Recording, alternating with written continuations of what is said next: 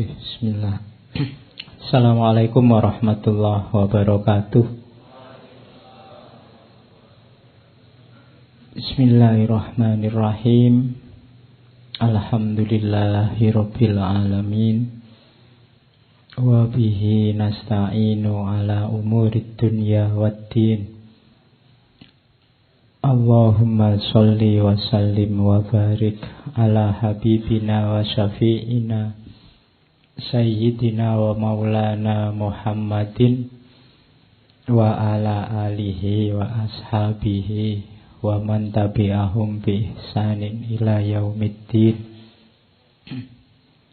Bismillah. Mari kita mulai lagi ngaji filsafat kita setelah libur selama kurang lebih 1 bulan. Alhamdulillah ya ada liburnya. Biar gak terus-terusan, itu menunjukkan bahwa ngaji ini sifatnya mungkinul wujud. Bisa ada, bisa enggak. Kita kan merencanakan ngaji ini ada terus, enggak ada liburnya. Tapi siapa kita yang bisa mewujudkan ada terus? Itu kan bukan kita, tapi Allah. Kalau Allah tidak mengizinkan ada, ya tidak ada. Jadi momen libur itu bisa kita pakai untuk menegaskan betapa kita ini tidak menguasai nasib kita sendiri. Nasib kita ya sekuasa apapun, sekuat apapun kita, penentunya Allah. Yang kedua, momen-momen libur, kemudian masuk kembali, momen beraktivitas, kemudian libur, kemudian beraktivitas lagi, momen-momen berpisah, kemudian bertemu. Itu sebenarnya bagus untuk momen, kalau di filsafat, momen kontemplasi, refleksi diri. Kalau dalam agama, momen untuk muhasabah. Jadi momen muhasabah itu kira-kira begitu kita ketemu lagi hari ini, setelah sebulan libur, dalam waktu sebulan itu apa yang meningkat dalam hidupmu? Kalau itu ilmu, kamu sudah nambah ilmu apa dalam waktu sebulan? Kalau itu kebaikan, kebaikanmu sudah tambah belum dalam waktu 1 bulan ini? Itu namanya momen-momen muhasabah. Jadi ngecek, kita dapat apa sih? Setelah tidak ketemu sebulan, opo nggak dapat apa-apa? Atau dapat apa-apa sih Pak, tapi saya tidak tahu dapat apa saja. Ya, kalau jawabanmu kamu tidak dapat apa-apa, berarti kamu stagnan. Kalau bahasa hadisnya, kalau stagnan itu namanya orangnya rugi. Kalau lebih jelek dari sebulan yang lalu, itu namanya mal'un, dilaknat. Saya dapat apa-apa sih Pak? Pasti wawasan ya tambah, macam-macam tambah, mungkin kebaikan juga tambah. Tapi saya tidak tahu, saya disuruh muhasabah itu tidak bisa ketemu apa saja yang saya dapat. Itu menunjukkan bahwa mungkin kita menjalani hidup ini sebagian besar dengan tidak sadar. Sehingga yang masuk apa, yang tambah apa, atau jangan-jangan yang berkurang apa, kamu juga tidak tahu. Nah itu, makanya enaknya itu, kalau ketemu teman lama, tiba-tiba ketemu, kan kamu biasanya takut ditanya, sudah kawin belum? Sudah lulus belum? Itu kan gak enak. Yo, tanya yang reflektif. Sudah nambah kebaikan apa? Sudah jadi apa? Kan gak sering pertanyaannya begitu. Oke, jadi semoga libur 1 bulan, sekarang ketemu lagi, kamu tambah baik dalam segala halnya. Malam ini kita mulai, meskipun bulan ini kita hanya dapat 2 hari Rabu, kita ambil tema cinta ilahiyah, mahabbah. Cuma saya tidak ngambil teori, saya ambil dari novel-novel besar dalam sejarah Islam. Yang nulis juga para sufi.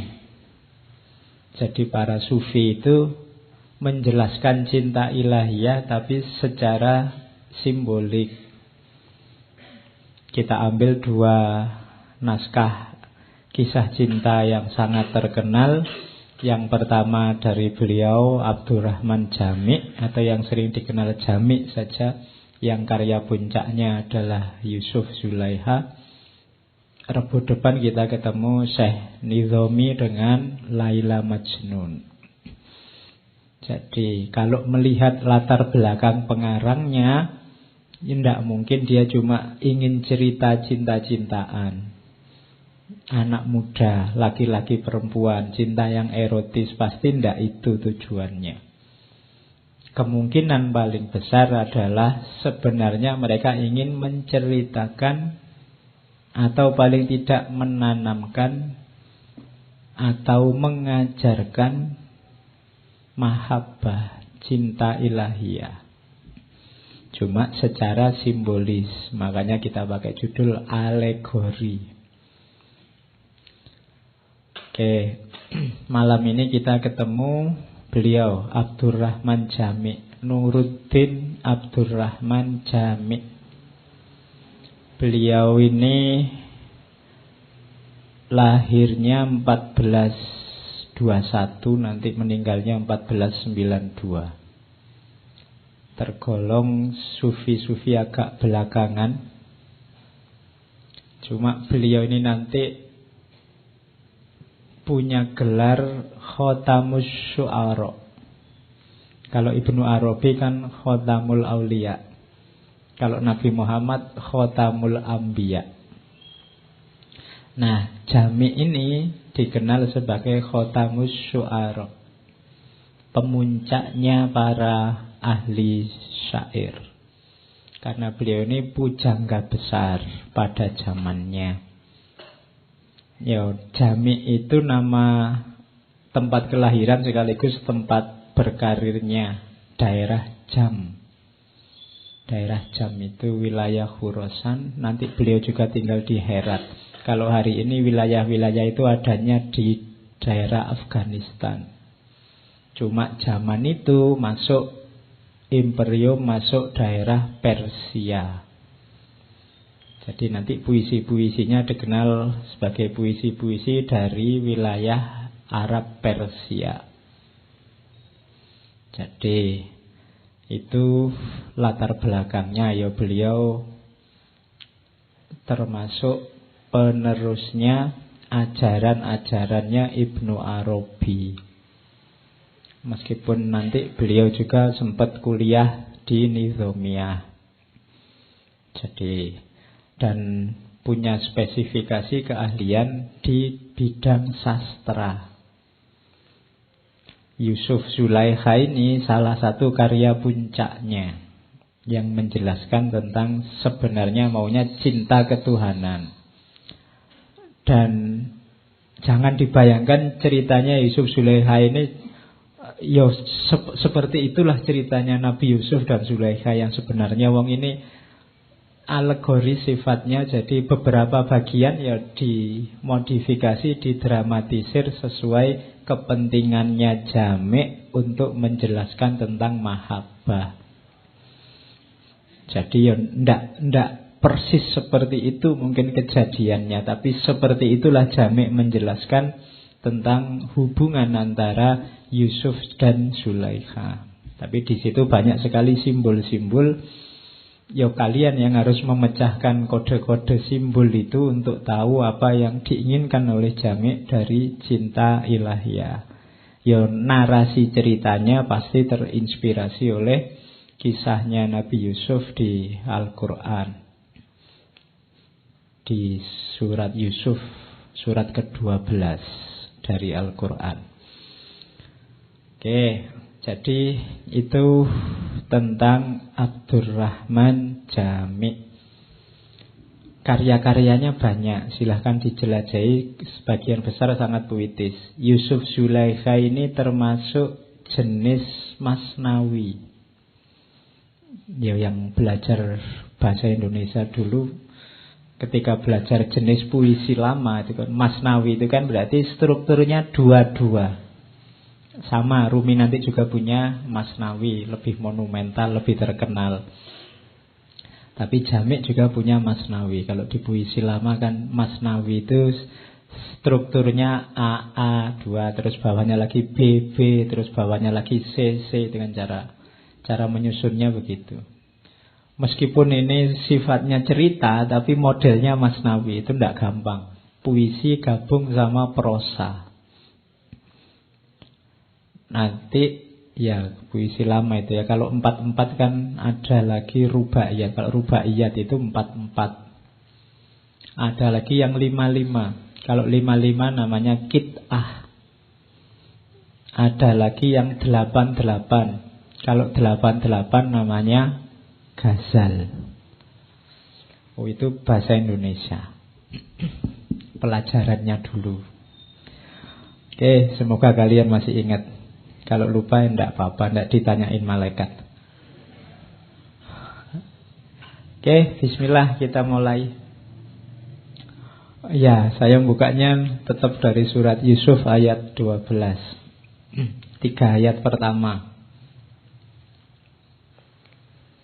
Saya ambil 3 ayat ini karena ada beberapa kata yang menarik menurut saya. Kalau yang pertama alif lam ro itu tidak masalah, tilka ayatul kitabil mubin. Yang selanjutnya menarik, inna anzalnahu qur'anan arabiyyan la'allakum ta'qilun. Sesungguhnya kami turunkan Al-Qur'an dalam bahasa Arab supaya engkau berpikir. Ini ayat ini menarik, menjelaskan bahwa kenapa Allah menurunkan Al-Quran, supaya kita berpikir. Jadi Al-Quran itu harusnya menginspirasi kita, mendorong kita untuk berpikir. Jangan dipisah-pisah, jangan dipilah-pilah mana lebih penting, Quran atau akal. Tidak, dua-duanya penting. Adanya Quran membuat kita jadi berpikir.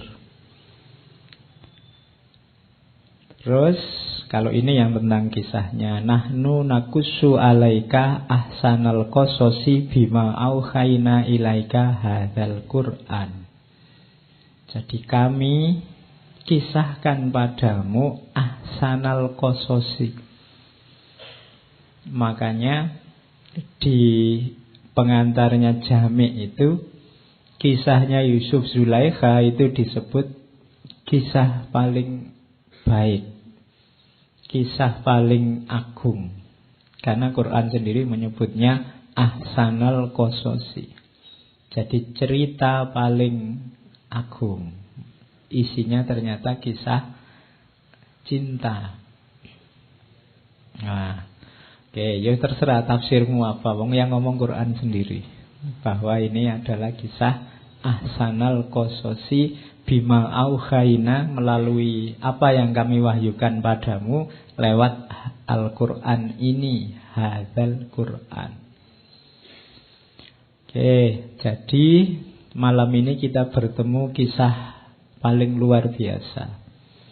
Cuma ya karena ini sifatnya ngaji, saya tidak akan dongeng. Kamu sudah tahu rangkaian ceritanya. Saya hanya nyuplek bagian-bagian tertentu yang tak anggap penting untuk menjelaskan cinta ilahiyah. Jadi saya tidak akan dongeng ya. Khawatirnya kamu tambah ngantuk. Saya ngomong gini aja kan kamu bolak-balik anggap ngantuk. Apalagi aku dongeng. Oke.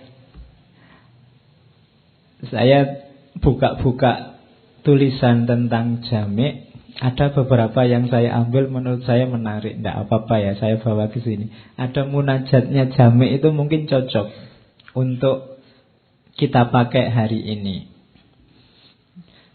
Ini munajat sekaligus doa.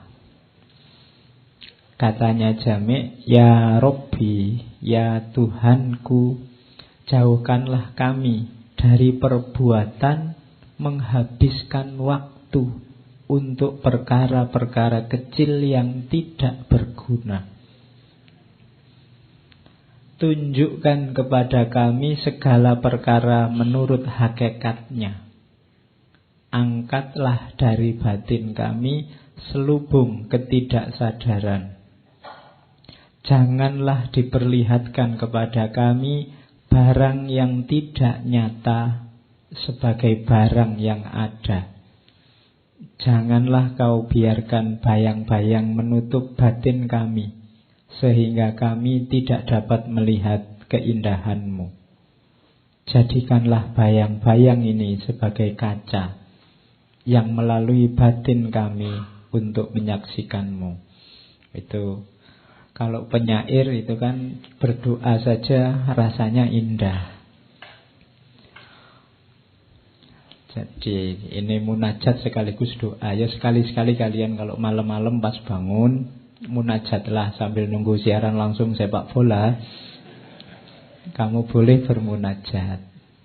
Ini kalimat-kalimat ini pasti menyesuaikan dengan situasi yang beliau alami. Kalian juga boleh bermunajat sesuai dengan situasimu masing-masing.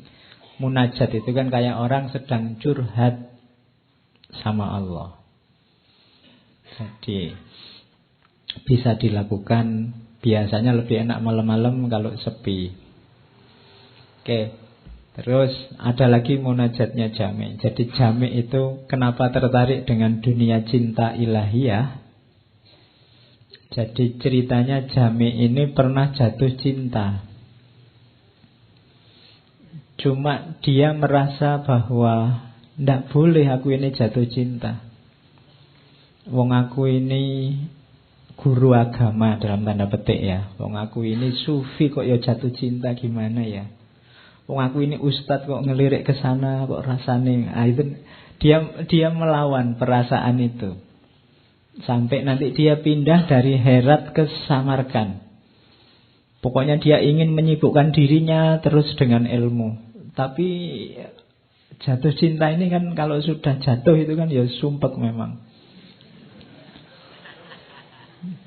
Loh kamu sudah deklarasi pokoknya Pak saya kuliah tidak mau pacaran. Tapi kalau kamu sudah jatuh cinta, itu kalau kamu lawan itu lebih mengganggu kuliahmu.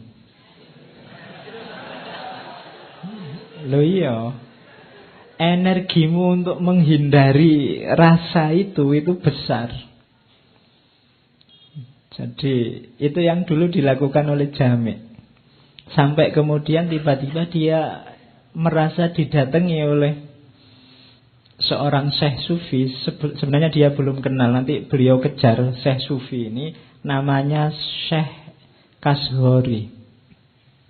Jadi dia merasa didatangi bayangannya Syekh Kashghari yang bilang, saudaraku, pergilah dan carilah seorang kekasih yang tidak mungkin bisa kau biarkan pergi. Itu mikir ya. Terus dipikir-pikir oleh Jami' ya, ketemunya satu-satunya kekasih yang tidak mungkin pergi itu hanya Allah.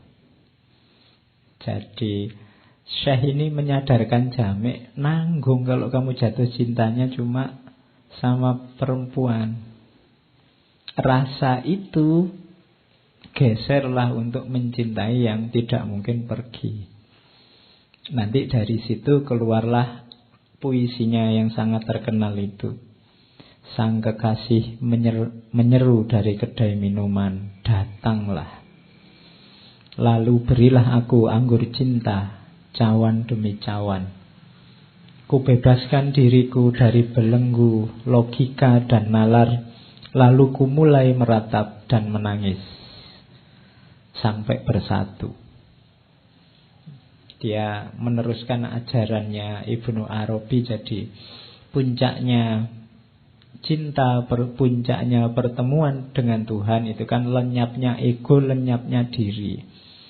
Itu nanti yang diberi nama macam-macam dalam dunia tasawuf. Tapi intinya itu. Sering ya istilah simpelnya bersatu. Jadi satu. Kalau ada dua zat bersatu, yang satu wajibul wujud, yang satu mumkinul wujud, ya pasti aja yang sisa mumkinul wujud. Kalau setetes air bersatu dengan laut, tidak usah dicari lagi setetes airnya, yang ada tinggal lautnya. Jadi itu yang disebut bersatu. Dan sejak itu Jami' menyibukkan diri dengan dunia cinta ilahiyah. Sampai usia sekitar 80-an, nanti beliau, ini ada syairnya, waktu dekat-dekat merasa sudah saatnya mau berangkat bertemu kekasihnya yang sejati. Itu salah satu syairnya yang sangat terkenal juga sebelum beliau meninggal. Jadi katanya Jami', kecil ya itu tulisannya, tidak apa-apa. Adalah memalukan bahwa hari-hari akan berlalu tanpa kita. Bunga-bunga akan mekar dan musim semi akan tiba. Musim panas, musim dingin, dan musim semi akan berlalu. Dan kita pasti akan menjadi tanah dan debu. Jadi ini mengingatkan kita bahwa sedahsyat apapun hidupmu, sejago apapun kamu, sebesar apapun dirimu, pada akhirnya hanya jadi tanah dan debu. Dan sejarah akan terus berjalan. Musim semi akan berganti tanpa dirimu dan tidak masalah. Kamu yang merasa penting, begitu kamu mati hari ini, ya dunia tetap berjalan. Kamu yang merasa besar, jangan dikira sebesar apa pengaruhmu, karena tidak ada kamu pun dunia juga berjalan. Jadi jangan overestimate dengan kehadiranmu di muka bumi ini. Ya, kadang-kadang kan kita kan ketika sibuk oleh satu hal, satu masalah, terpaku di situ terus, seolah-olah kalau urusan ini tidak beres dunia kiamat. Kehadiranmu juga begitu. Hari ini kan kita sering sibuk begitu. Makanya saya usahakan ngaji ini temanya tidak mainstream. Orang bahas apa, kita bahas apa. Jadi basa Jawa ini rada selinjo. Takutnya apa? Kalau kamu hanya asik bahas itu saja, jangan-jangan banyak hal penting lain yang terlewatkan. Jadi makanya tema ini macam-macam. Kadang tiba-tiba ngomong sufi, kadang tiba-tiba ngomong filsafat barat, kadang tiba-tiba ngomong itu, biar pikiran kita sadar terus bahwa sangat banyak hal yang penting, sangat banyak hal yang mungkin harus kita jelajahi. Tidak harus stres dengan satu masalah saja. Itu pelajaran dari munajatnya Jami'. Apapun yang terjadi, musim silih berganti, pada akhirnya kita hanya jadi tanah dan debu. Itu ceritanya Jami'.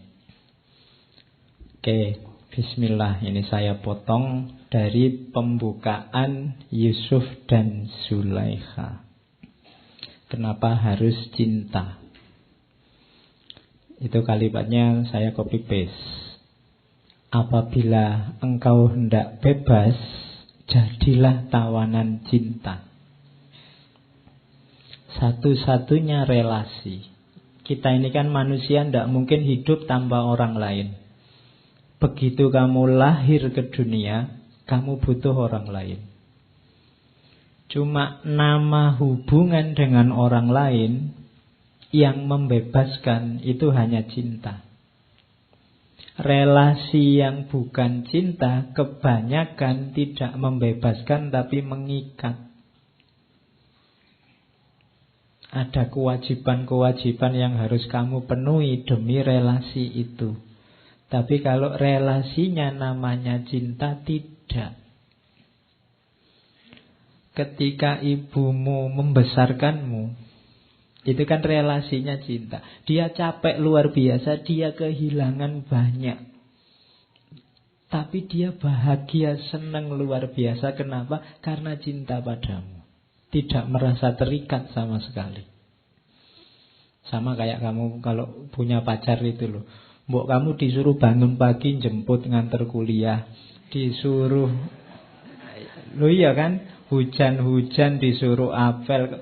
Berat lo itu. Tapi kan kamu menjalaninya dengan senang, tidak merasa terikat, tidak merasa terbebani. Jadi kamu merasa, yo ini yang membahagiakanku.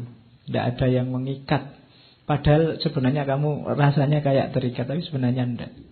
Maka katanya Jami' di awal-awal Yusuf dan Zuleha itu, jika engkau ingin bebas, jadilah tawanan cinta. Apabila engkau menginginkan kegembiraan, bukalah hatimu bagi penderitaan cinta. Ini kayak paradok ya. Kalau kamu ingin senang, masuklah ke dunia cinta yang penuh penderitaan. Loh, itu tadi kan penderitaan sebenarnya. Kamu harus jemput pagi-pagi, kamu harus apel malam-malam, hujan-hujan. Itu kan sengsara. Kalau diceritakan kan rasanya tragis. Tapi kamu kan bahagia, senang. Kenapa? Karena ada cinta di situ. Gembira. Mungkin kamu menceritakannya sambil berbunga-bunga. Padahal kamu ya di Pulau Soro, nanti masuk warung kamu disuruh bayari. Tapi kamu kan bahagia, kamu milih nanti akhir bulan kamu ngirit daripada tidak bisa neraktir dia. Oh, itu kan kegembiraan. Dari anggur cinta datang kehangatan dan pesona. Tanpa cinta yang ada hanya kesusahan dan keakuan yang dingin. Jadi orang yang hidupnya tanpa cinta, isinya hanya kewajiban-kewajiban, isinya hanya ego, kepentingan diri sendiri dan nafsu. Itu bahasanya Jami', hidup yang dingin, tidak berwarna.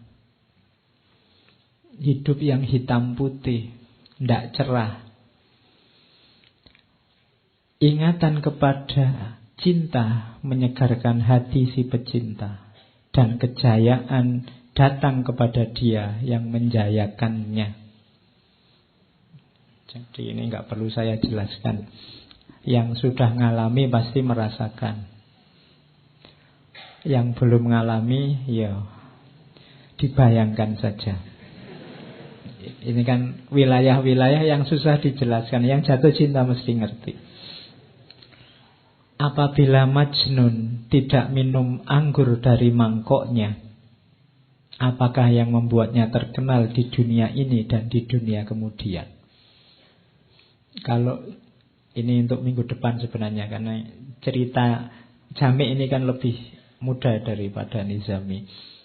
Inspirasi Yusuf Zuleha juga banyak dari Laila Majnun. Katanya Jami', kalau Majnun tidak jatuh cinta, tidak minum anggur cinta, dan masuk ke dunia penderitaannya cinta, siapa yang mau cerita tentang Qais al-Majnun? Kalau Qais dulu jatuh cinta, terus diterima begitu saja, terus kawin, terus punya anak, tidak ada yang mau cerita. Tapi justru dia jadi luar biasa, jadi monumental ketika masuk ke ranah cinta yang susah sekali, yang menderita sekali, yang sakit sekali. Kayak Romeo and Juliet itu kan mesti ada tragedinya sehingga diceritakan dari zaman ke zaman. Banyak kisah cinta jadi monumental ketika itu sangat sengsara, sangat susah. Ada kesusahan cinta. Ribuan orang berbakat cemerlang tapi asing terhadap cinta telah lenyap tanpa meninggalkan riwayat atau peninggalan yang mengabadikan namanya. Jadi banyak orang yang berbakat, pinter, tapi hidupnya tidak ada cinta di situ, dia lenyap begitu saja dari percaturan dunia. Engkau boleh mencoba 100 hal, tapi hanya cinta yang akan membebaskanmu dari dirimu sendiri. Ini katanya Jami'. Maka janganlah melarikan diri dari cinta. Jangan. sekalipun dari cinta dalam samaran duniawi. Kalian jatuh cinta sama temanmu sak kelas, itu kan cinta dalam samaran duniawi. Kalian mencintai apa, itu cinta dalam samaran duniawi, tidak apa-apa. Mungkin masih level-level artifisial. Yang penting apa? Kamu belajar mencintai dulu. Hatimu lunakkan dulu dengan cinta. Karena itu merupakan persiapan bagi kebenaran tertinggi. Yo, kalau ujuk-ujuk cinta sama Allah mungkin agak berat.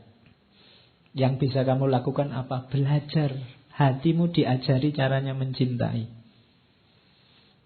Pada apapun dulu.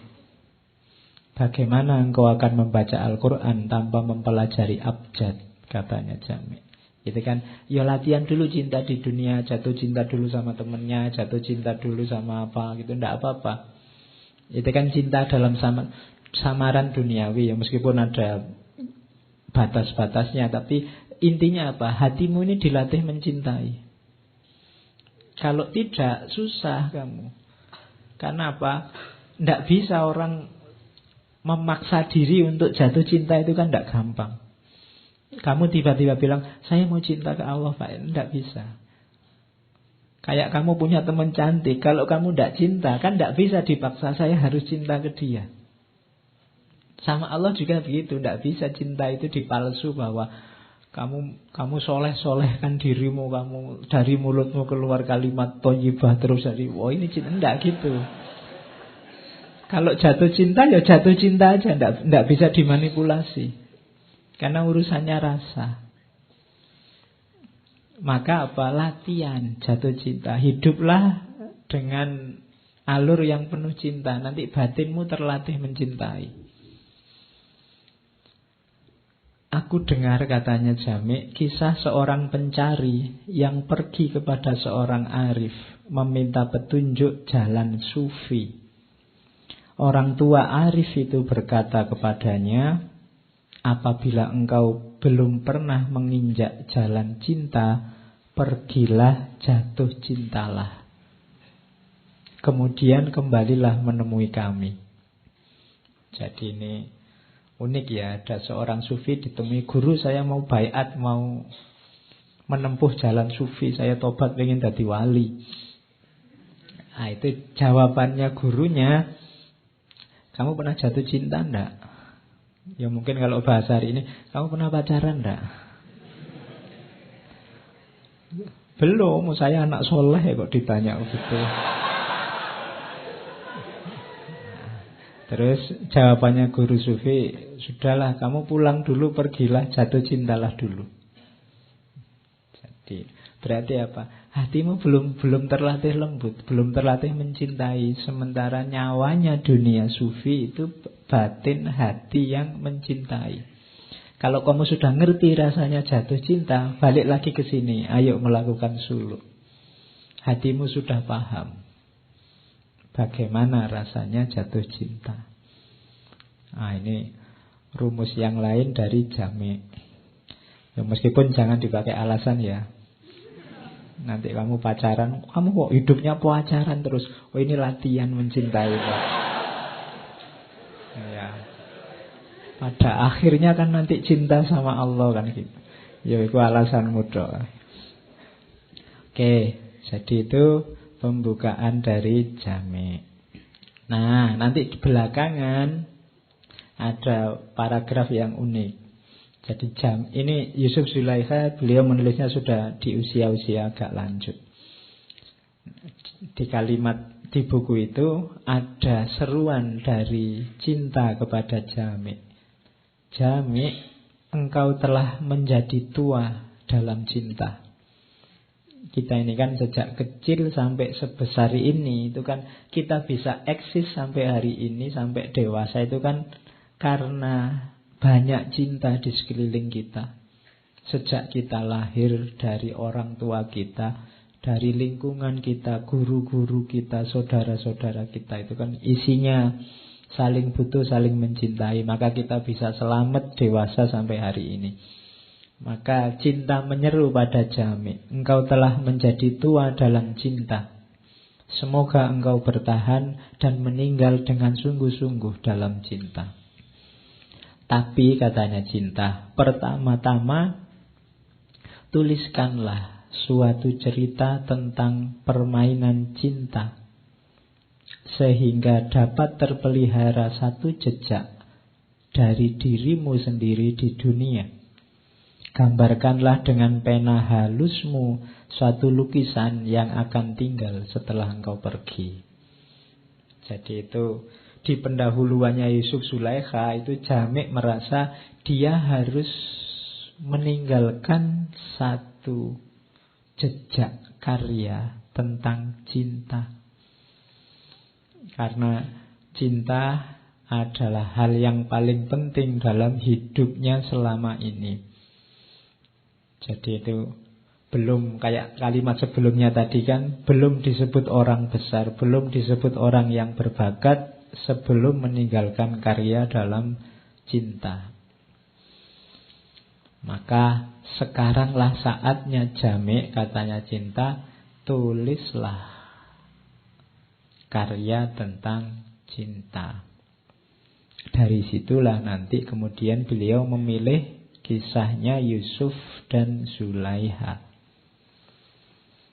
Saya tidak akan merunut dari awal, kalian sudah ngerti siapa Yusuf, siapa Zulaikha yang nanti jadi majikannya dan seterusnya. Kalau di Jamik, Zulaikha itu seorang putri yang sebelum beliau nanti jadi istrinya wazir di Mesir, sudah diperlihatkan keindahannya Nabi Yusuf. Jadi dia sudah jatuh cinta sama Yusuf sebelum ketemu. Ketemunya di mimpi.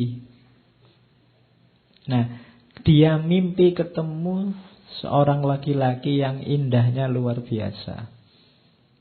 Ya, Nabi Yusuf itu kan bahkan di salah satu hadisnya katanya Nabi Muhammad kan Nabi Yusuf itu yang memiliki separuh keindahan, separuh ketampanannya laki-laki.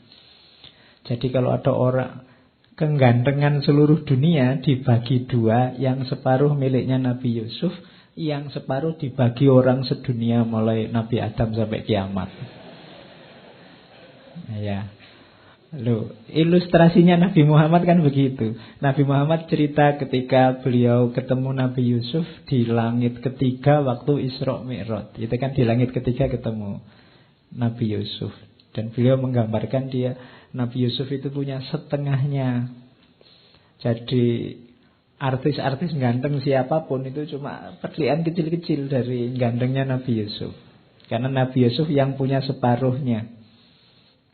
Yo, untungnya kita nggak ngalamin. Ngalami kalah saingan kabeh kamu. Oke ya, saya tidak membayangkan hari ini nanti dia tiap hari masuk TV diteriaki sama ABG-ABG itu mesti.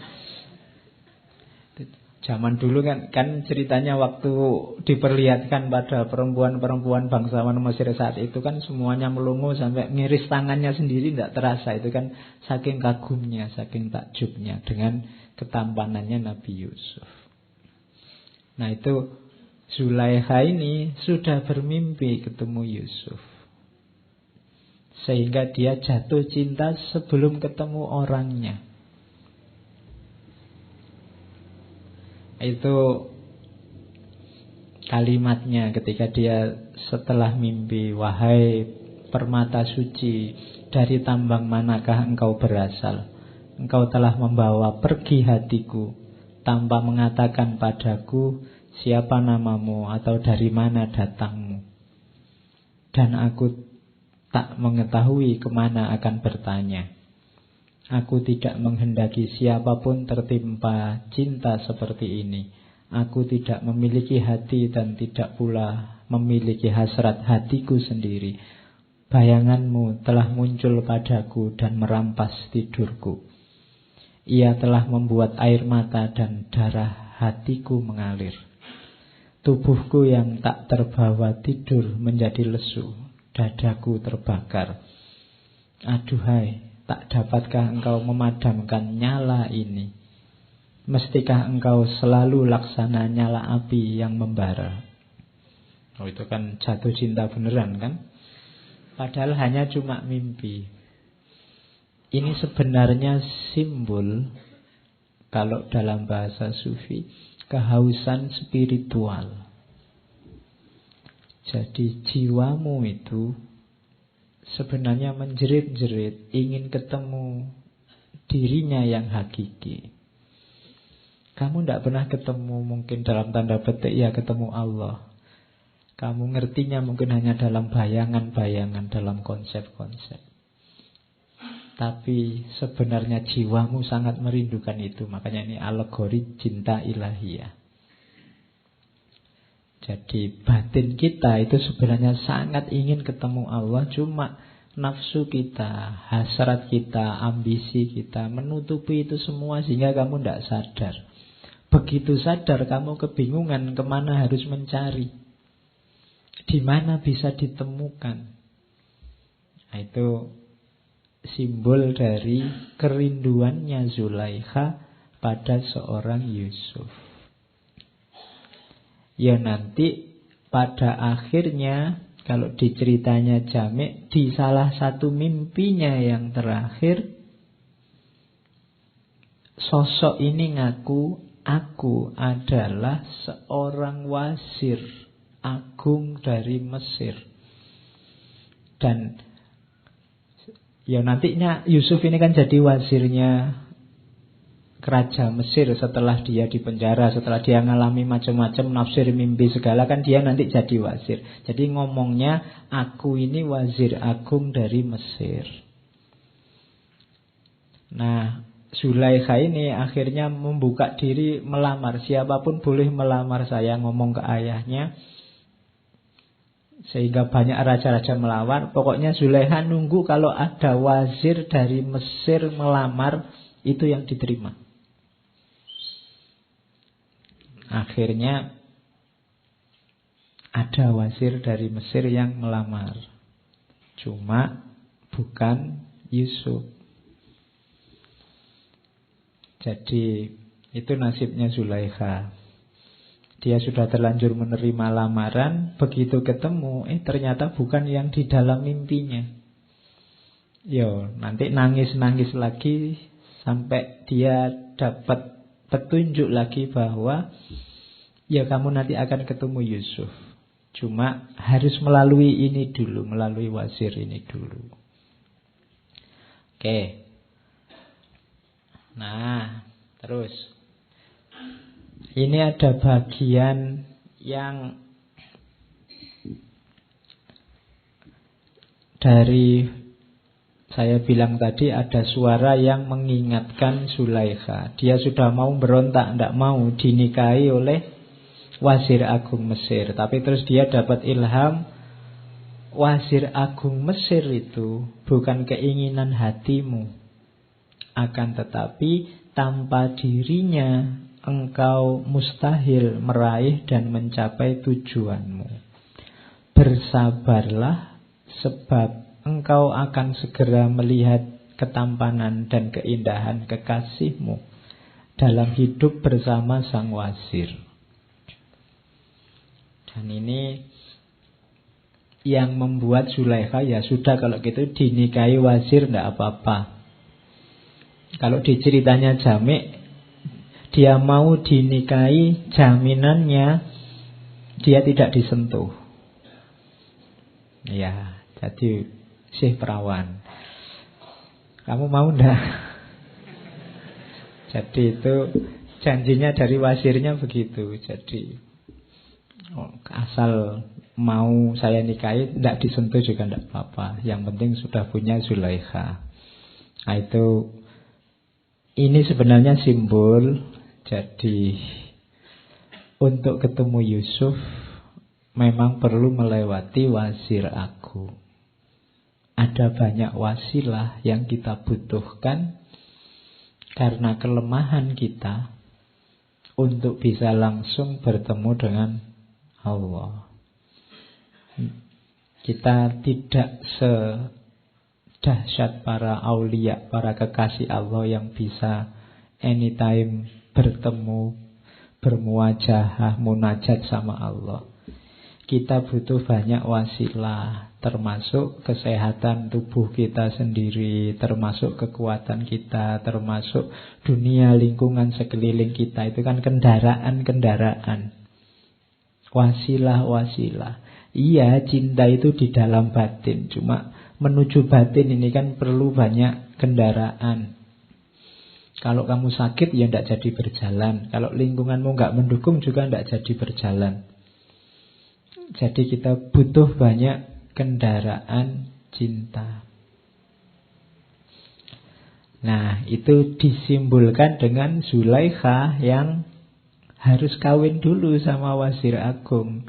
Nanti setelah kawin baru bisa ketemu Yusuf. Oke, nanti benar dikawinin, dibawa ke Mesir, baru nanti ceritanya ganti ke Nabi Yusuf yang dimulai dari surat Yusuf tadi ayat keempat. Sejak Yusuf bermimpi cerita ke ayahnya, kemudian dicurangi saudara-saudaranya, sampai dijual jadi budak. Dan rame sekali saat itu di pasarnya Mesir, ada budak baru yang gantengnya luar biasa. Semua orang rebutan pengen beli. Kalau di ceritanya Jami', sebenarnya yang memenangkan Yusuf itu awalnya rajanya Mesir, bukan wazirnya. Tapi Zulaikha yang saat itu sudah ngerti, dia kagetnya luar biasa waktu lihat budak itu ternyata seperti yang ada di mimpinya. Dia rela mengorbankan semuanya hanya asal dapat budak yang namanya Yusuf ini. Jadi akhirnya rajanya ngalah. Yusuf dibeli si Wazir Agung ini. Dan nanti banyak perempuan yang lain yang wow waktu lihat Yusuf. Banyak yang pingsan. Ceritanya begitu. Sampai yang diceritakan oleh Jami', ada seorang perempuan namanya Basigho. Basigho ini perempuan kaya raya, bangsawan, cantik. Begitu lihat Yusuf dia pingsan. Dan dia rela menukar apapun demi dapat Yusuf. Oleh Nabi Yusuf, beliau dinasehati. Basigho ini perempuan ini yang nangis-nangis di depan Yusuf dinasehati. Katanya Yusuf, ketika engkau melihat keindahan dan kesempurnaan di dunia ini, yang demikian itu tak lain adalah sebuah tanda tentang Dia. Makhluk yang indah hanyalah sekuntum bunga mekar di taman Allah yang luas. Jika engkau punya mata untuk melihat kesempurnaan, maka engkau pasti memiliki pengetahuan bahwa apa yang engkau lihat tak lain hanya cermin yang memantulkan gambaran wajahnya. Penampilanku juga adalah gambaran keindahan Allah sendiri. Namun engkau mesti tahu bahwa sebuah gambar akan memudar.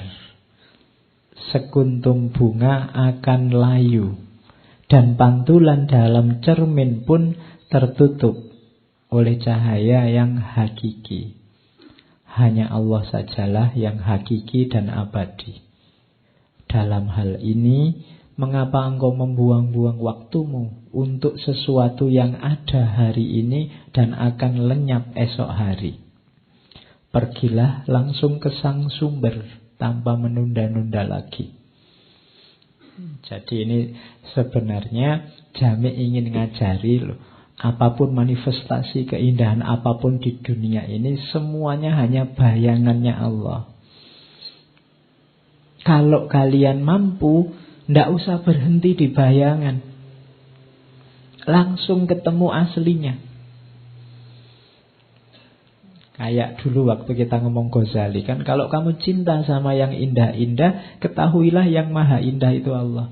Kalau kamu cinta sama yang cerdas-cerdas, yang pandai-pandai, yang pinter-pinter, yang maha tahu, maha pinter itu Allah. Kalau kamu cinta sama yang kuat-kuat, yang kuasa-kuasa, yang maha kuat, maha kuasa itu Allah. Yang lain hanya cerminannya. Nah ini Yusuf nasihati Basiko, loh kamu sampai segitunya padaku itu loh. Aku ini cuma cermin, aku ini cuma gambar. Koyo TV kalau dimatiin sama yang punya ya hilang. Pada saatnya juga habis. Sudahlah kamu ndak usah sampai termehek-mehek begitu sama aku. Mungkin bahasa kasari gitu. Nah, kalau dijamik Basiko ini akhirnya sadar, oh iya ya, berarti selama ini aku salah dan hidupku sejak awal juga memang sudah salah. Akhirnya dia membuang semua hartanya, dikasih ke fakir miskin, hidup sederhana, kemudian uzlah, hidup hanya untuk Allah. Nah, itu kisah perempuan yang dinasihati oleh Yusuf. Cerita yang berbeda dengan yang dialami nanti. Ini masih panjang pengalamannya dengan Zulaikha. Jadi ternyata ada juga perempuan. Yo, kalau memang laki-lakinya sengganteng itu sebagaimana ilustrasinya, kan tidak mungkin penduduk Mesir tidak heboh. Ya mesti heboh lah kalau ada orang gantengnya seperti itu, separuhnya dunia. Ya mesti semua keluar ingin memiliki, ingin melihat. Yang menang ya yang punya duit, yang punya kuasa. Karena saat itu kan memang budak-budak itu kan untuk dibeli. Nah, dari situ nanti mengalirlah cerita Yusuf, Zulaikha yang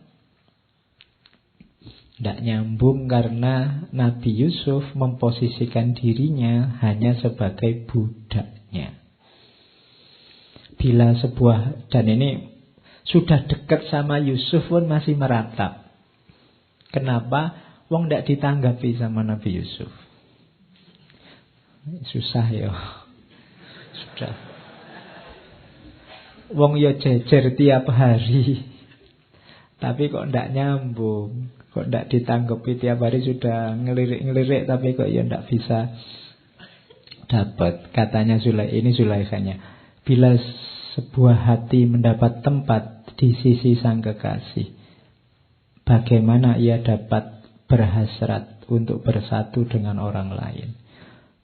Pernahkah engkau melihat seekor laron terbang ke matahari, sedang harapannya terletak pada nyala lilin? Adalah sia-sia menyebarkan 100 rangkaian semak harum di hadapan si pungguk, sementara ia hanya menginginkan nafas mawar yang segar. Sekali teratai disapu oleh kehangatan manisnya mentari, pernahkah ia mau menunjukkan suatu perhatian pada bulan?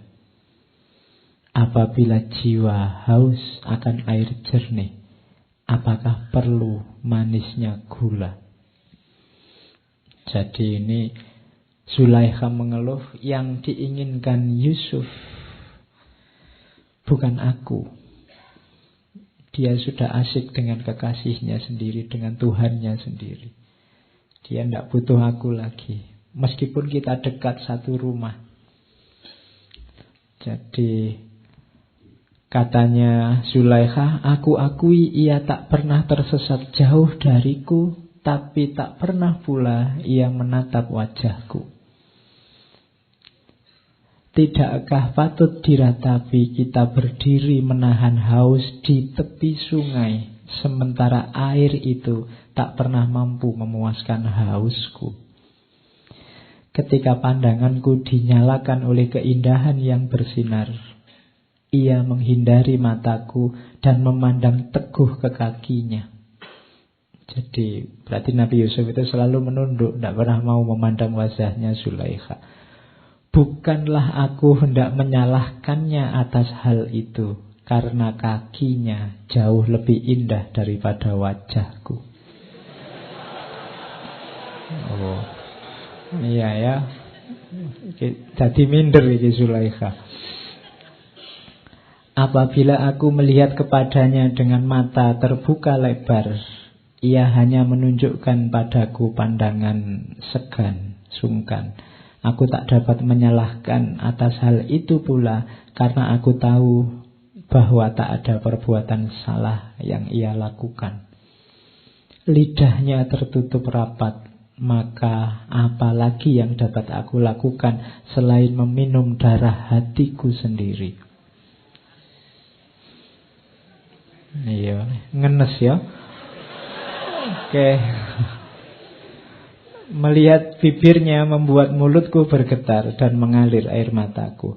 Aku cemburu bahkan kepada lengan bajunya yang dapat menyapu tangannya, serta pada ujung jubahnya yang menyapu debu di kakinya. Oke, kalimatnya puitis ya. Udah cemburunya sama bajunya. Enaknya jadi jaketnya bisa memeluk dia. Enaknya jadi itu kan. Oh, itu kalimatnya Zulaikha. Jadi dia dekat tapi tidak bisa memiliki. Bahkan di Jami' diceritakan pokoknya semua pelayan, termasuk yang cantik, yang paling cantik, yang biasa, disuruh melayani Yusuf dan dekat-dekat sama Yusuf.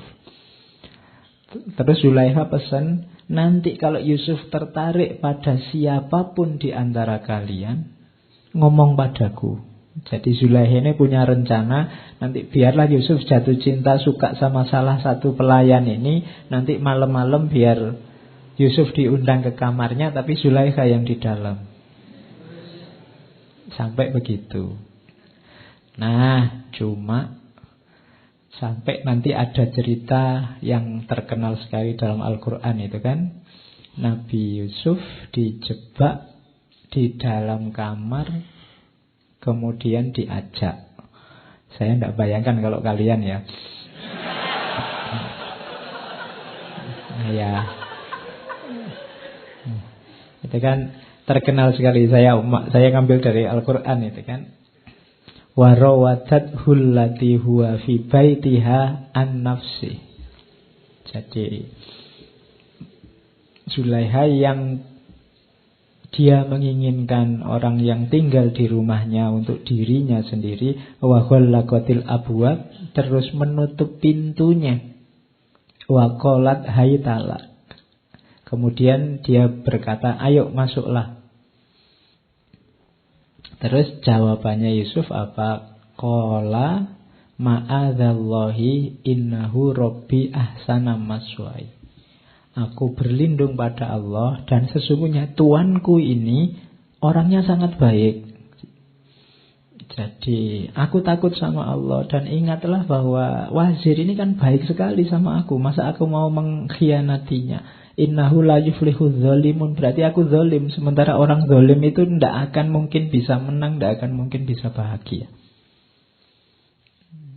Nah, jadi ya kalau ada pelakor, ada pebinor hari ini itu. Yusuf nggak mau begitu, karena itu perilaku zalim. Dan ingat-ingatlah pada akhirnya orang zalim nggak akan bisa bahagia. Innahu la yuflihu dzalimun. Meskipun katanya Al-Quran, walaqad hammat bihi wa hamma biha.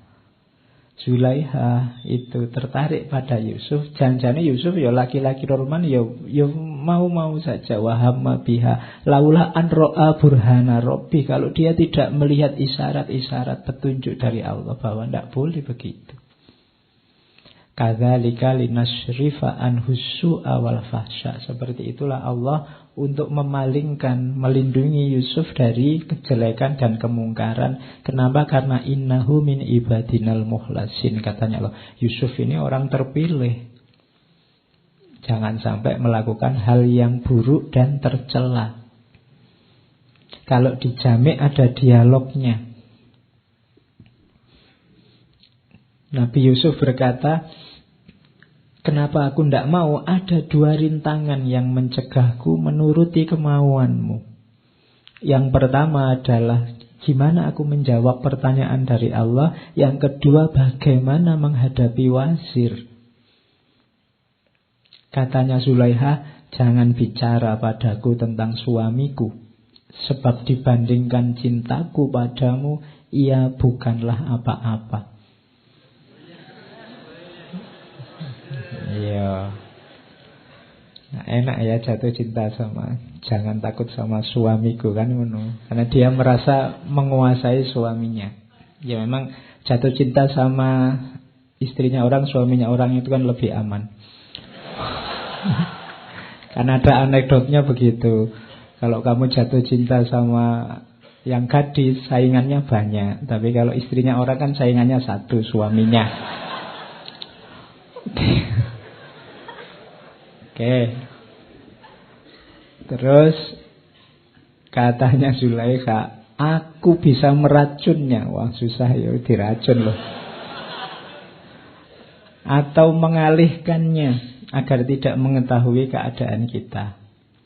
Akan hanya Allah, katanya Zulaikha, Allah lebih gampang lagi. Jika dia memang maha penyayang, maha pemaaf, sebagaimana engkau katakan, aku akan tobat, ngasih zakat, ngasih sedekah, nanti dia mengampuni kita. Gampang loh. Jadi ayolah kita ngamar berdua, nanti tobat bareng-bareng. Oh ya, basa kasare kan gitu. Nah, jawabannya Yusuf, engkau mungkin bisa menyembunyikan dosamu dari sang wasir, tetapi engkau tidak akan pernah bisa menyembunyikannya dari Allah. Akan halnya ampunannya, apakah dia dibayar untuk menciptakan kita sehingga dia mau menerima suap untuk mengampuni kita? Ya kan? Itu kan kamu mau menyuap Allah tuh dengan sedekah, dengan zakat, dengan itu enggak. Allah tahu, Allah itu maha tahu segalanya, tahu niatmu, tahu segala kekejianmu. Jadi katanya Yusuf, tidak mungkin kita bisa mengelabui Allah. Nah, itu narasinya Jami' memperjelaskan, memperpanjang ayat tadi. Nah, akhirnya kan kita tahu semua, Yusuf lari keluar, bajunya ditarik oleh Zulaikha sehingga robek di belakang, terus ketahuan wasir di depan kamar. Dan wasirnya ini maunya marah, tapi setelah lihat bukti, ya tidak bisa mengelak bahwa yang salah istrinya. Terus berkembanglah isu, berkembanglah gosip kemana-mana bahwa istrinya wasir ini sungguh tidak tahu malu karena cinta sama budaknya sendiri, itu pun ditolak. Itu kan malunya luar biasa. Ya. Nah, terus karena itu Zulaikha untuk menghilangkan rasa malu, lo dianggapnya aku ini rendah, ayo sekarang semua tak tes. Akhirnya diundanglah perempuan-perempuan bangsawan ke rumahnya. Itu kan diceritakan oleh Al-Quran itu, falamma sami'at bimakrihinna arsalat ilaihina. Saat tahu makar, tipu daya, gosip yang berkembang dari perempuan-perempuan di kota tentang dirinya, arsalat ilaihina, diundanglah perempuan-perempuan itu, wa a'tadat lahunna muttaka'an, disediakan perjamuan, wa atat kulla wahidatin minhunna sikinan, setiap perempuan dikasih pisau. Waqalat, kemudian berkata pada Yusuf, ukhruj, waqalat ikhruj alaihin. Nah sekarang mereka sudah siap-siap makan, pegang pisau. Yusuf, sekarang kamu keluar, lewat di depan mereka. Falamma ra'ainahu akbarnahu wa qatta'na aydiyahunna. Begitu lihat Nabi Yusuf lewat, semua langsung wow, melongo, tidak sadar, sampai ngiris tangannya sendiri. Jadi, kalau sampai ngiris tangan tidak sadar itu kan luar biasa. Biasanya kalau kamu nggak sadar disenggol, diiris baru sadar. Ini kebalikannya. Saking tidak sadarnya ngiris tangannya tidak terasa. Jadi falamma ra'ainahu akbarnahu, takbir. Takbirnya bukan untuk tawuran, untuk nyerbu, tapi untuk wah. Jadi kalau lihat orang ganteng kamu bisa Allahu Akbar gitu. Loh iya kan, contohnya kan, jadi kalau ini kan ada ayatnya. Loh kok lihat orang ganteng Allahu Akbar, ada ayatnya. Surat Yusuf ayat 31. Falamma ra'ainahu akbarnahu. Terus mereka wakulna, dan mereka berkata, hasya lillahi ma hadza basyara in hadza illa malakun karim. Jadi demi Allah, ini bukan manusia orang yang gantengnya kayak gini. Ini pasti malaikat yang mulia. Itu. Jadi mungkin inilah ganteng yang tak terbayang, karena pokoknya saking gantengnya jadi orang sampai wow, tidak membayangkan hari ini seperti apa. Ini untuk membungkam mulutnya perempuan-perempuan Mesir saat itu. Lah kok aku digosipkan, katanya Zulaikha. Coba kalian sendiri lihatlah, kayak gini loh Yusuf. Apa ndak kelepek-kelepek kalian lihat kayak gini. Jadi sehingga terus rame orang sana, oh ya pantas jatuh cinta, makhluknya seindah ini. Itulah Yusuf. Dan cintanya terus berkembang. Ini yang membuat Zulaikha tambah lama tambah susah. Yaitu kalimat-kalimat ratapannya panjang. Engkau adalah mata dan cahaya keindahan, hati dari yang sengsara. Cinta padamu telah menyalakan api dalam hatiku, yang sepenuhnya memakanku, dan engkau tak pernah memadamkan apinya dengan air persatuan.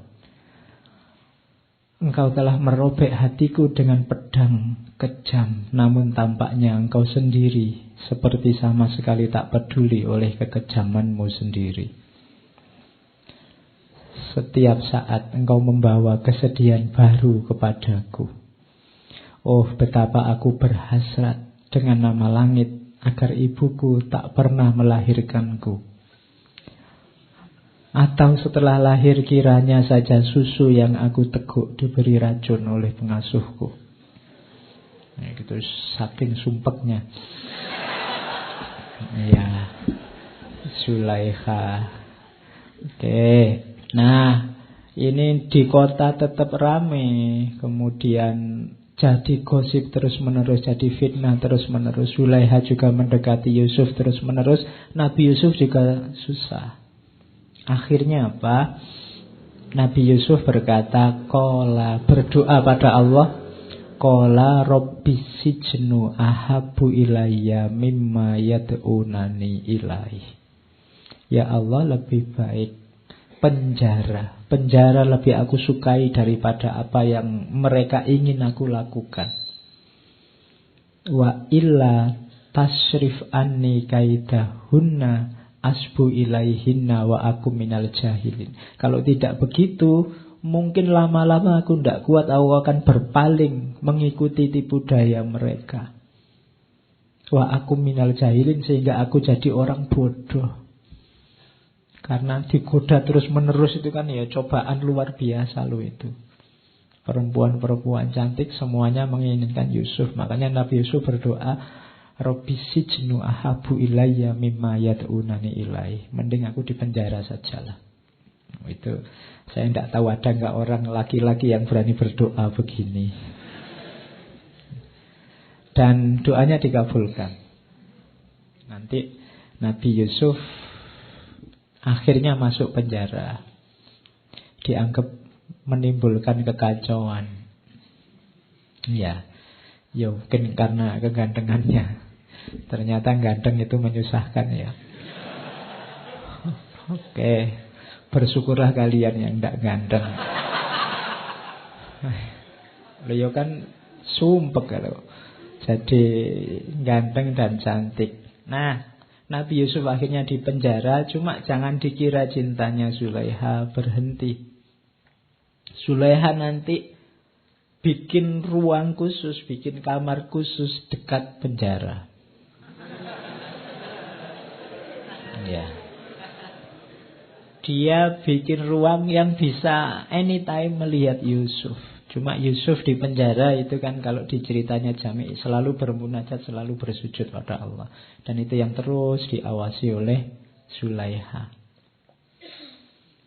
Karena aku tak pantas melihatnya dalam penjara, aku puas melihat hubungan yang menaunginya. Jadi lihat atapnya penjara saja sudah alhamdulillah. Karena Yusuf ada di situ. Bahkan memandang pintu dan dinding penjara membuatku bahagia. Karena di mana saja bulanku bertahta, di sanalah terdapat keabadian surga. Betapa dia cemburu sama atap. Betapa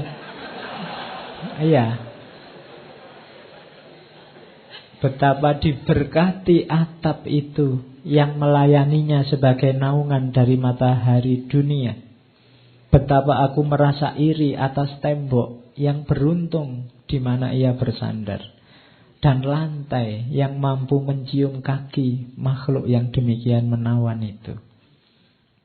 Wahai sekiranya saja pedang cintanya mau menetakku menjadi sekecil anai, lalu aku dapat terbang melalui jendelanya dan menari dalam cahayanya yang bersinar. Oh, ini jadi dia sudah bikin kamar dekat penjara pun masih gelisah. Dia belum bisa bertemu dengan Yusuf, kekasihnya. Ini sebenarnya isyarat-isyarat dari Jami, orang yang jatuh cinta sama Allah.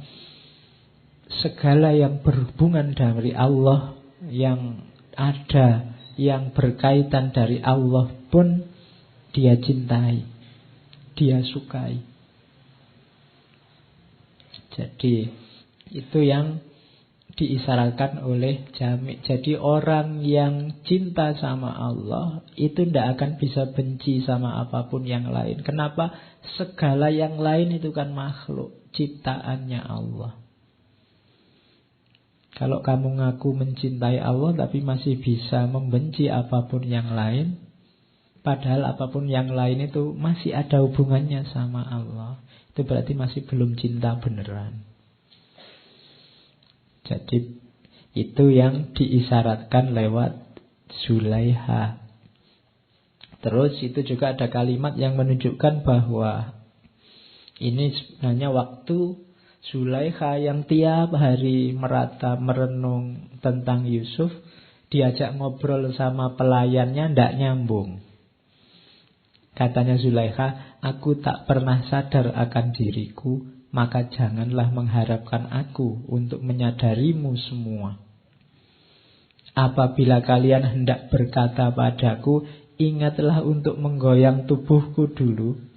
Dengan demikian aku akan kembali menjadi diriku sendiri dan mendengarkanmu. Hatiku dipenuhi dengan terpidana yang aku cintai. Itulah sebabnya segala kesadaranku tiada. Bagaimana mungkin pikiran yang dipenuhi keindahan seperti itu dapat menyadari apapun lainnya? Jadi kalau sudah jatuh cinta, diri akan lenyap. Siapapun yang sedang cinta sama Allah, dia akan, yang ada dalam dirinya hanya Allah saja. Sebagaimana Zulaiha, yang ada dalam dirinya hanya Yusuf saja. Makanya banyak sufi dalam ekstasenya, puncaknya, secara tidak sadar bilang Anallah. Itu yang nanti disebut syatohat. Itu diucapkan ketika dia lenyap dirinya, tidak ada dirinya. Yang ada dalam dirinya hanya Allah saja. Sama kayak kalian waktu jatuh cinta dengan siapa, itu yang ada dalam dirimu kan yang kamu cintai saja. Waktu lihat minuman yang ada di pikiranmu, kalau pacarku sukanya teh yang tanpa gula, itu kan pacarmu. Kamu jalan-jalan di mall lihat toko baju, mesti kalau kekasihku sukanya baju yang semacam ini. Kalau yang ada di pikiranmu hanya dia, itu menunjukkan lenyapnya diri. Yang ada diri yang dicintai. Jadi penjelasan sederhananya begitu. Jamek pakai analogi dari Zulaiha yang merasa tidak sadar. Jadi kalau mau ngajak ngobrol Zulaiha, ditepuk dulu, sadar. Nah, baru bisa diajak ngomong. Kalau tidak begitu, yang ada di pikirannya hanya Yusuf. Oke. Terus, jadi itu unsur selanjutnya Penyucian diri. Secara tidak sadar dengan cintanya nanti Zulaikha sebenarnya sedang membersihkan dirinya dari segala hal yang duniawi. Bahkan dari egonya sendiri. Ini kan latihan yang luar biasa. Banyak orang susah untuk menaklukkan egonya. Maka jalannya apa? Cinta. Makanya tadi Sufi tadi ketika didatangi anak muda disuruh pergilah jatuh cintalah dulu. Latihan apa sih paling utama dari cinta itu? Menaklukkan ego. Orang yang cinta itu pasti tidak egois, tidak berpikir tentang dirinya, yang difikirkan yang dicintai. Maka dalam cinta ada namanya penyucian diri. Kamu tersucikan lewat cinta. Kenapa? Egomu kamu kalahkan sekarang. Itu latihannya yang penting di situ. Katanya Jami', pecinta yang sesungguhnya tak dapat lagi menyadari bau atau warna dirinya sendiri. Ia tidak mempunyai perhatian, baik dengan mengakrabi atau memusuhi pada siapapun selain kekasih. Hatinya tidak terpaut pada tahta atau mahkota. Semua keserakahan dan hawa nafsu telah membenahi kopernya dan meninggalkan jalannya. Apabila ia bicara, itu adalah kepada sang kekasih. Apabila ia mencari, maka ia hanya mencari kekasih. Jadi itulah manfaatnya cinta yang dialami nanti oleh Zulaikha. Dari situ nanti Zulaikha di cerita-cerita terakhir lebih mudah ketemu Allah.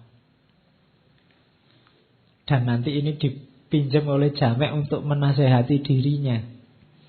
Engkau juga wahai Jami', datanglah. Keluarlah dari dirimu dan masuklah ke dalam kediaman kebahagiaan abadi. Engkau mengetahui jalan menuju ke sana. Maka apakah kelambanan yang menyedihkan ini? Kenapa engkau lambat? Kenapa engkau menunda-nunda?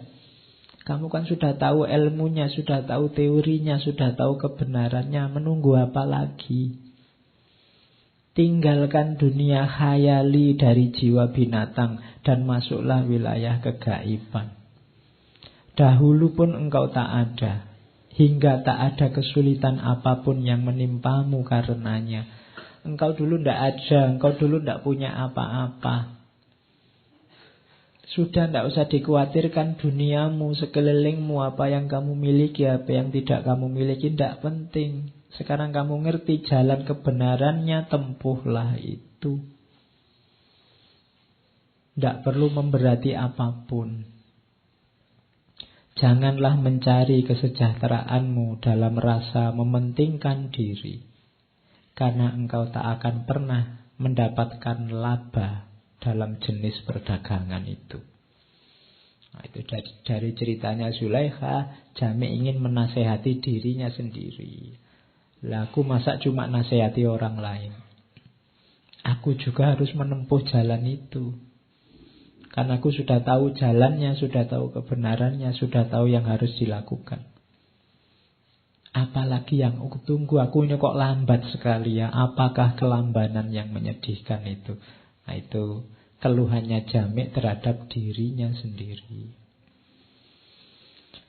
Nah nanti Yusuf di penjara, Zulaikha tetap dengan cinta dan ratapan-ratapannya. Sampai nanti Yusuf, kita sudah tahu bagaimana ceritanya, sampai dia diangkat jadi wazir yang agung. Cuma saat Yusuf jadi wazir, Zulaikha ini hartanya habis. Jadi dia sudah tidak lagi jadi istrinya wazir. Sisa kekayaannya dipakai untuk mengejar dan mencari biar bisa dekat sama Yusuf. Itu pun sangat kesulitan. Yang dilakukan tiap hari dia duduk di pinggir jalan, sekiranya di jalan itu Yusuf akan lewat dan menghabiskan hartanya untuk itu, sampai dia miskin sama sekali kayak orang-orang pinggir jalan, sampai dia kurus dari sangat cantik jadi jelek, jadi tidak cantik lagi, jadi tua, jadi ya karena sudah tidak terawat lagi. Yang ada di pikirannya tinggal Yusuf. Nah, satu ketika beneran dia ada di pinggir jalan, Yusuf lewat. Nabi Yusuf yang melihat perempuan kayaknya kenal, tapi kok antara ingat dan tidak. Akhirnya disapa, memperkenalkan diri, betapa kagetnya Yusuf. Ternyata ini Zulaikha yang dulu. Ya di situ, ya kalau adegan film mungkin tangis-tangisan.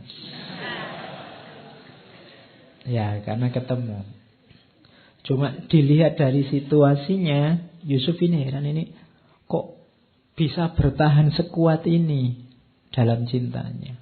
Bahkan dilihat dari situasinya, harusnya ini yang sudah sakit-sakitan, sudah tua, bisa bertahan hanya menunggu Yusuf, itu luar biasa. Apalagi kok tidak mati-mati, mungkin bahasanya Yusuf. Terus ya ketika Yusuf begitu, ada suara dari Allah. Jadi Yusuf dapat isyarat, dapat ilham, aku belum mengambilnya, sebab dalam dirinya terkandung cinta pada orang yang juga aku cintai. Siapa yang akan mengizinkanmu untuk mematikan kuntum mawar di tamanku dan menginginkan kehancuran salah seorang kekasihku? Karena ia sangat sayang padamu, bagaimana engkau mengira bahwa aku akan mengambil hidupnya?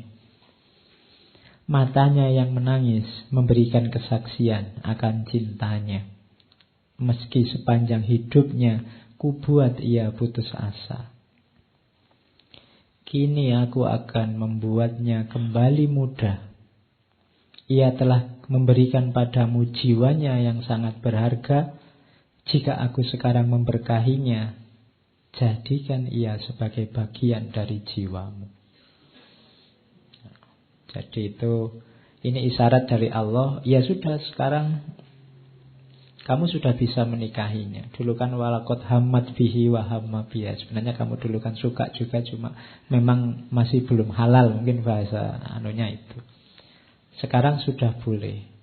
Dan kenapa ku buat dia bertahan? Karena apa? Karena dia mencintai kekasihku juga. Tidak mungkin aku mematikan, menghilangkan orang yang cinta pada kekasihku.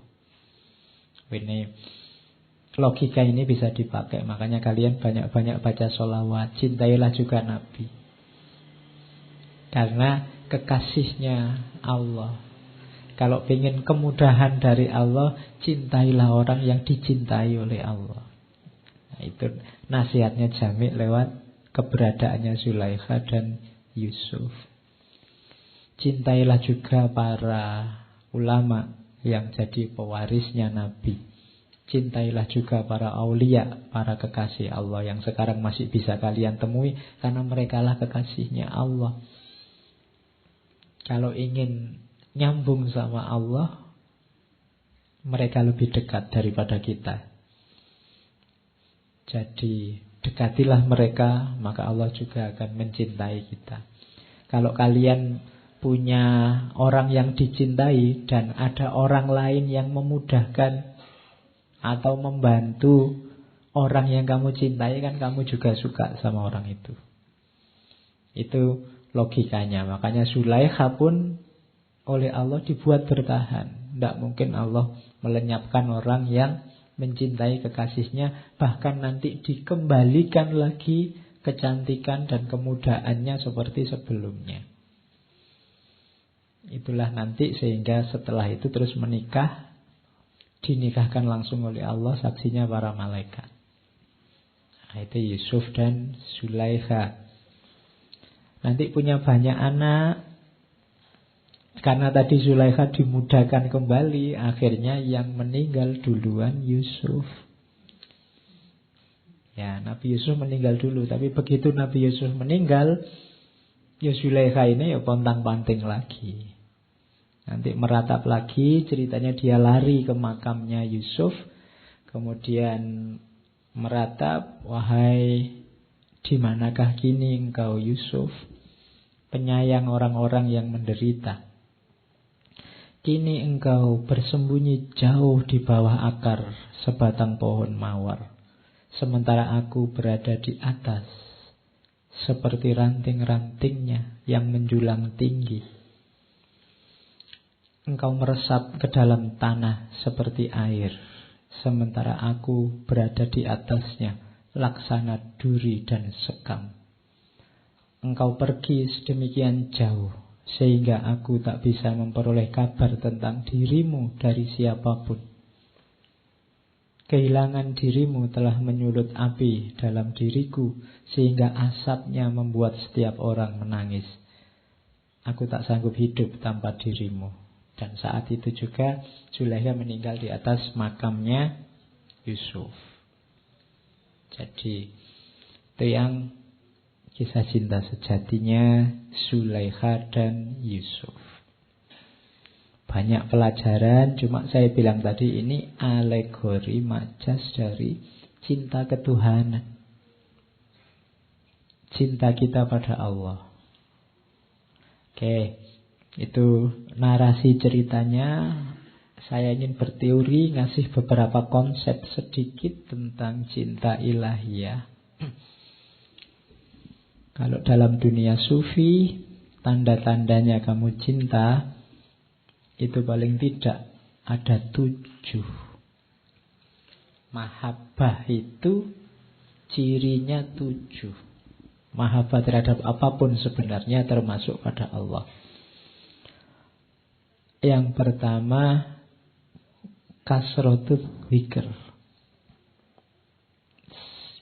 Selalu teringat.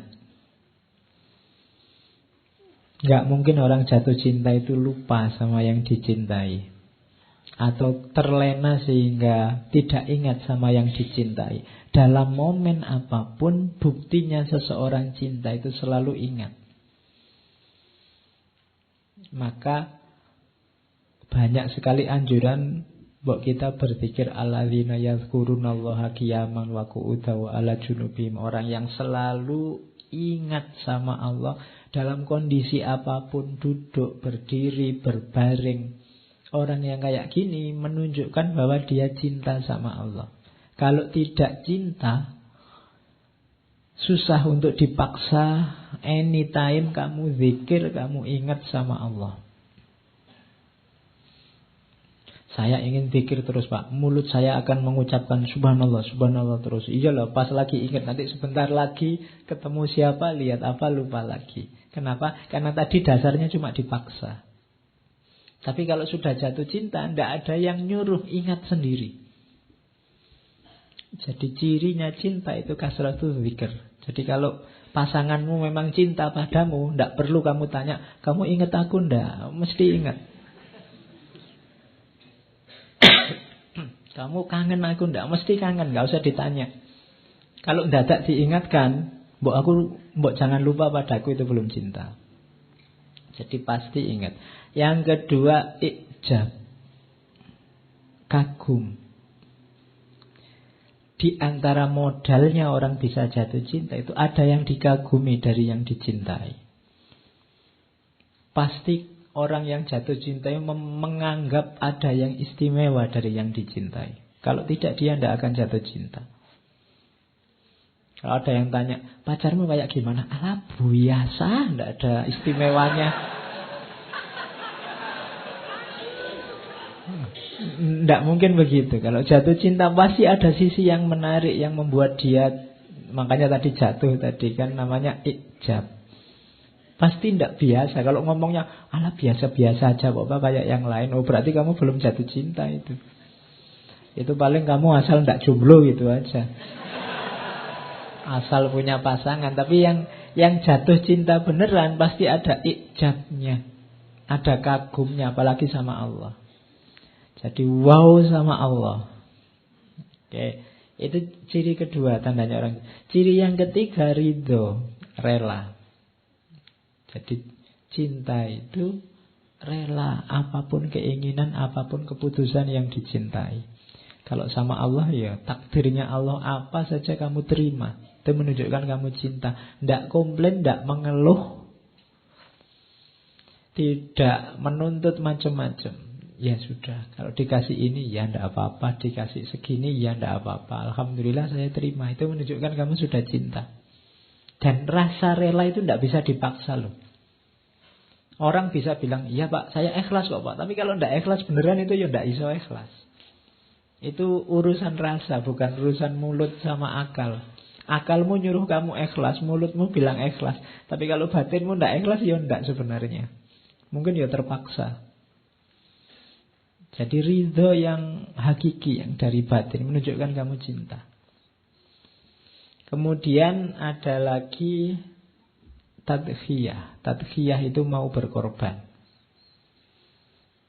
Tenaga, harta, waktu, apapun demi si dia. Itu menunjukkan mau berkorban. Tadi Zulaikha apapun diberikan untuk Yusuf. Sejak membeli Yusuf sampai terakhir semua hartanya habis. Itu menunjukkan benar-benar cinta. Kemudian yang selanjutnya khauf. Rasa takut kehilangan. Takut berpisah. Takut jauh. Takut pacarnya, kekasihnya tidak ridho. Takut, itu khauf namanya. Kamu takut berpisah sama aku enggak? Enggak, pisah sama kamu ya nyari yang lain. Itu namanya belum cinta. Aku masih muda, masih cakep, masih banyak yang mau kok. Itu namanya belum cinta. Kalau cinta ada khaufnya, ada takutnya. Terus ada roja. Roja itu penuh harapan. Jadi ada harapannya. Aku berharap kita selalu bersama. Aku berharap kita selalu dekat. Aku berharap kita tidak berpisah. Karena harapan. Aku berharap kita bisa bersama terus. Kemudian to'ah, patuh. Jadi tidak bantah. Itu namanya cinta. Diminta apapun, kalau memang dalam kuasanya dipenuhi. Itu menunjukkan cinta. Jadi coba kamu, tadi saya bilang cinta itu relasi yang agung, relasi dengan sesama, dengan apapun yang paling tinggi, karakternya itu. Terhadap yang kamu cintai, apakah kamu selalu ingat, apakah kamu kagum, ridho, mau berkorban, ada ketakutannya tapi ada juga harapannya dan patuh. Ini saya bawa ringkes-ringkes teori. Jenisnya cinta ilahiyah itu, kalau ini sudah sangat teoritis, ada mahabbatullah, ada mahabbatu ma yuhibbuhullah, ada mahabbah fillah walillah, ada mahabbah ma'allah. Yang nomor 1, 2, 3 itu yang terpuji, yang terakhir yang tidak boleh. Kalau dalam agama itu nanti namanya musyrik. Mahabbah ma'allah. Kalau mahabbatullah itu cinta pada Allah. Semua yang dijelaskan di depan tadi itulah cinta pada Allah. Termasuk cinta pada Allah adalah mahabbatu ma yuhibbuhullah. Mencintai apapun atau siapapun yang dicintai Allah. Itu termasuk cinta juga pada Allah. Allah cinta kebaikan, kamu cinta kebaikan. Allah sangat mencintai Rasulullah, kamu cinta Rasulullah. Allah mencintai apapun dan siapapun, kamu juga mencintainya. Itu namanya mahabbatu ma yuhibbuhullah. Itu juga termasuk kecintaan pada Allah. Ada lagi yang ketiga, mahabbah fillah walillah. Cinta dalam Allah dan karena Allah. Kamu mencintai apapun. Kita ini kan banyak unsur-unsur alami yang cinta, yang itu ternyata bukan Allah. Misalnya cinta orang tua, cinta negara, cinta lingkungan sekeliling, cinta sama lawan jenis. Usahakan dia fillah dan lillah, dalam Allah dan karena Allah. Kenapa mencintai orang tua? Karena Allah. Allah menyuruh kita menghargai orang tua, mencintai orang tua. Kenapa mencintai lawan jenismu? Karena Allah juga. Allah menciptakan kita berpasangan, menyuruh kita saling mencintai, melanjutkan keturunan. Jadi Allah. Kenapa mencintai lingkunganmu, tetanggamu? Allah suka itu. Kenapa mencintai apa? Allah suka itu, Allah menyuruh itu, Allah mengizinkan itu, Allah meridhoi itu. Itu namanya mahabbah fillah dan lillah. Itu juga termasuk mahabbatullah. Tidak apa-apa. Jadi tinggal dikerangkai oleh Allah. Karena kita masih manusia biasa, masih suka macam-macam, tidak suka macam-macam. Jadi suka dan tidak suka itu usahakan fillah dan lillah. Maka dia akan berubah jadi mahabbatullah. Yang tidak boleh mahabbah ma'allah. Ada yang lain yang kamu cintai selain Allah di levelnya Allah. Itu namanya musyrik. Di dunia ini hanya ada dua yang aku cintai, engkau dan Allah. Itu tidak boleh. Yang boleh, aku mencintaimu karena Allah. Oke, koyo lagu ya. Ayo cari sendiri rumusnya. Dan cinta pada Allah itu nanti mendalam rasa. Semua aktivitas yang dilandasi oleh cinta pada Allah nanti akan menemukan momentum keagungannya sendiri. Saya bawa cerita, mumpung masih ada waktu ya. Jadi ini cerita dulu. Ini sebenarnya harusnya masuk ketika ngomong Kaisar Akbar. Jadi Kaisar Akbar Agung itu punya musisi istana kebanggaan, namanya Tansen.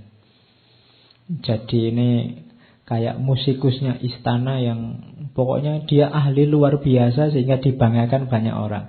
Tansen ini kalau nyanyi, kalau di situ karena bahasa India, nyanyi dengan intonasi Megamala tentang awan mendung, orang itu merasa kayak ada awan mendung beneran.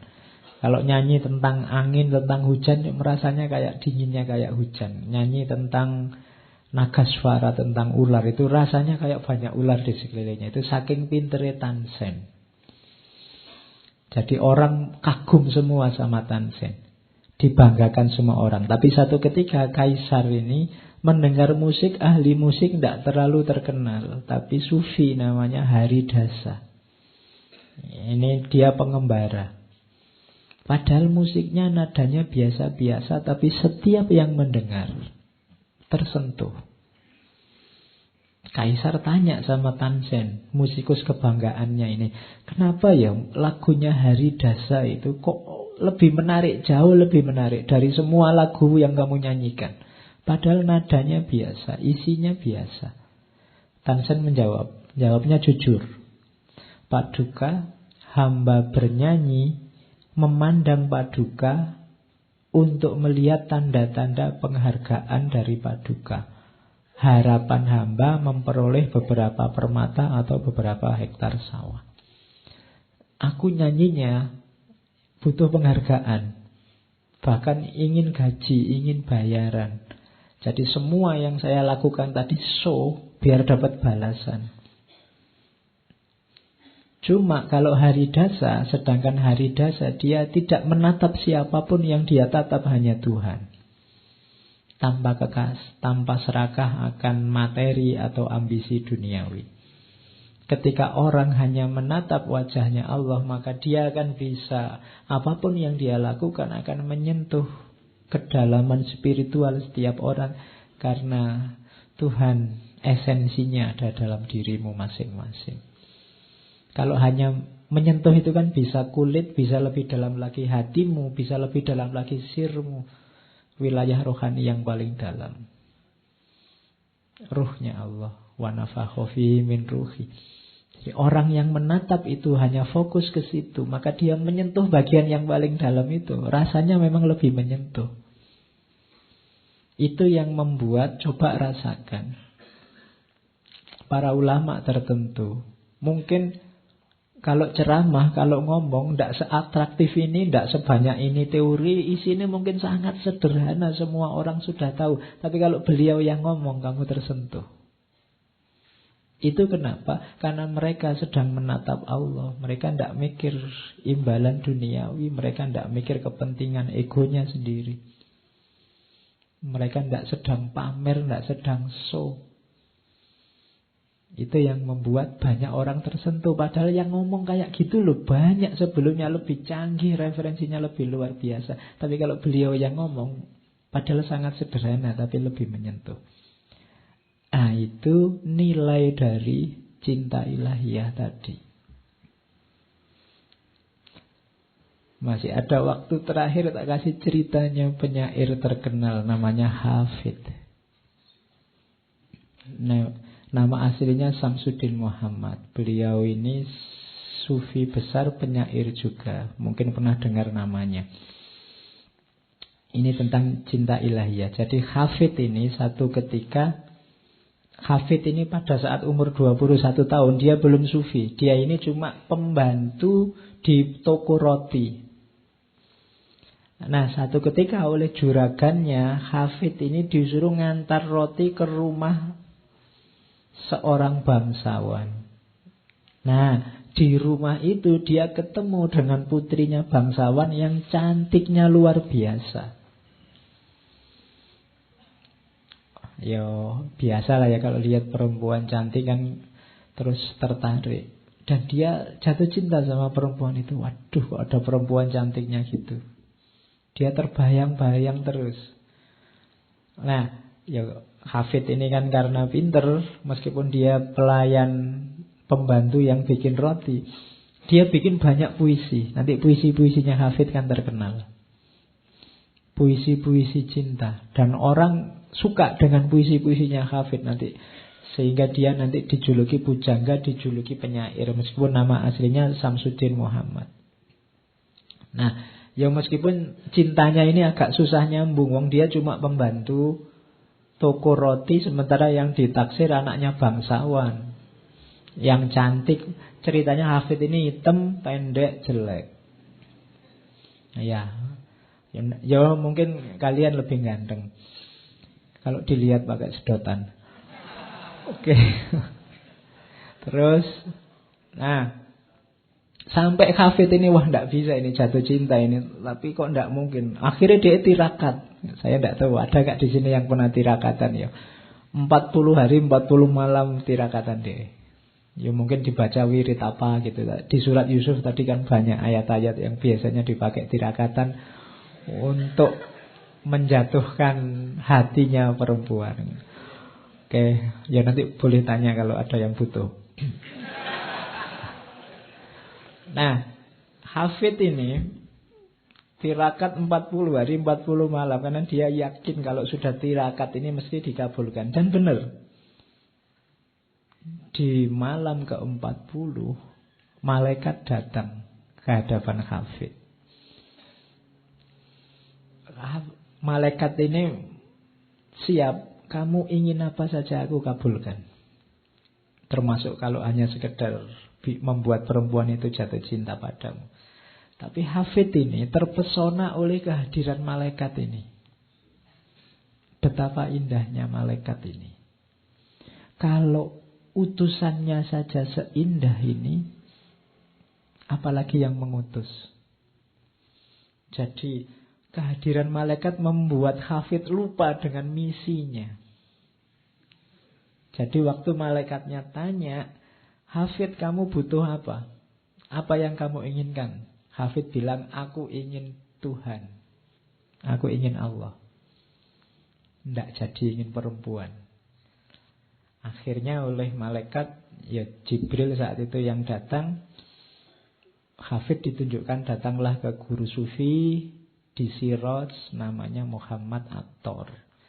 Guru sufi ini pekerjaannya tukang membuat parfum. Dan nanti belajar dari guru itu nanti hafid jadi sufi besar. Jadi cinta pada dunia, cinta pada perempuan, jatuh cinta pada lawan jenis yang kalau ditarik lebih jauh, kalau dasarnya memang tadi kecantikan, Allah lah yang paling cantik. Melihat malaikatnya saja Hafid terpesona. Maka Hafid bilang, kalau begitu saya revisi permohonannya. Ya, ndak tanggung-tanggung sekarang. Aku jatuh cinta sama Allah. Aku minta Allah. Dan oleh Jibril diarahkan, oke, kalau gitu datangi guru sufi ini, bergurulah ke beliau. Jadilah nanti hafid sufi besar. Oke, saya kira itu untuk mahabbah ilahiyah, cinta pada Allah. Malam hari ini, minggu depan kita lanjutkan dengan kisah yang lebih tragis lagi. Ya, kita, kalau ini kan cinta luar biasa dari seorang putri namanya Zulaikha. Minggu depan kita ketemu Qais al-Majnun yang lebih dahsyat lagi. Biar imbang, ada laki-laki, ada perempuan. Oke, saya kira itu. Ketemu lagi minggu depan insyaallah. Wallahul muwafiq, wallahu a'lam bissawab. Wassalamualaikum warahmatullahi wabarakatuh.